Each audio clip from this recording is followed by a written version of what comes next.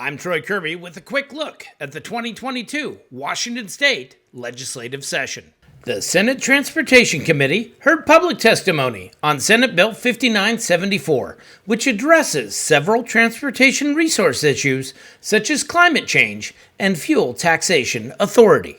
On the carbon emissions reduction account, as just a reminder, this is the account that was established last year with the cap and invest system, where it would receive the proceeds, a portion of the proceeds from the auctions that are held under that bill. And once that program gets up and running in 2023.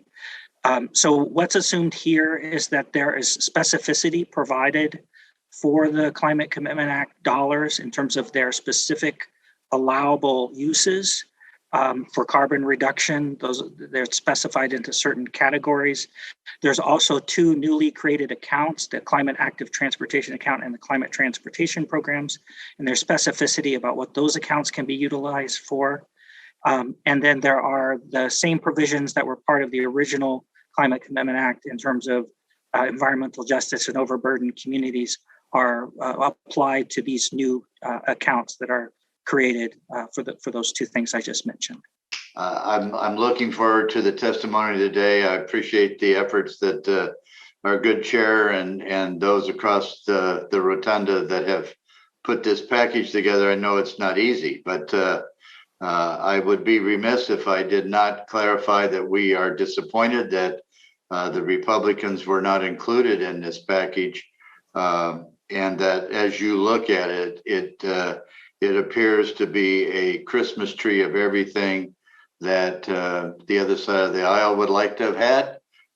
That's their prerogative. So I'll look forward to the testimony. Thank you. This is important to get us from point A to B.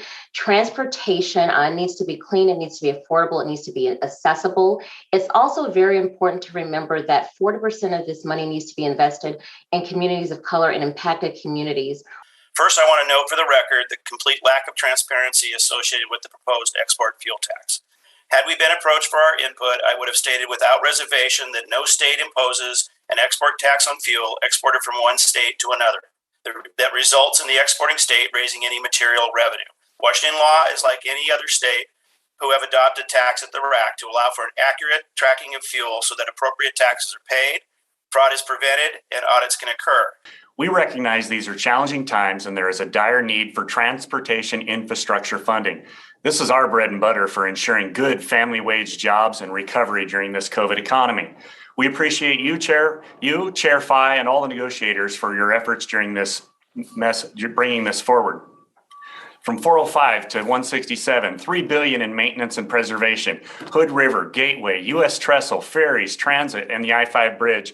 We are seeing quality opportunities all over the state. However, we would be remiss if we didn't express concern over some of the creative funding solutions utilized. While we applaud creative solutions to challenging issues, the export fuel tax appears particularly ripe for legal dispute. According to the intent section of this bill, you're adding another carbon price, which is not in the spirit or the letter of the CCA. 2, the export tax makes our product significantly less attractive in other states. It's 6 cents a gallon on top of 3 cents a gallon from existing market tax. King County appreciates the inclusion of several of our priority projects in the transportation package. Inclusion of several rapid ride lines and East Rail corridor will improve access to housing, jobs, and services for many in our community. Electrification projects will help Metro Transit meet our goal of transitioning to an all-electric fleet by 2035 and deploying those first electric buses in places where people are disproportionately affected.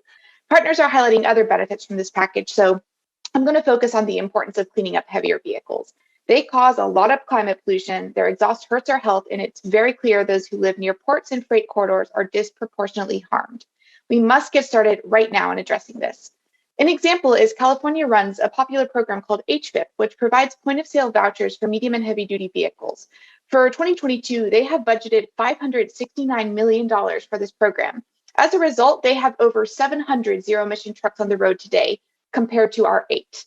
I'm here to speak in support of the Move Ahead Washington proposal and the resources necessary to make it possible. Public transit is a vital and valuable public resource that hundreds of thousands of Washingtonians count on to get to work, to school, to appointments, to opportunity, and to each other every day. Thank you for watching the 2022 Washington State Legislative Session.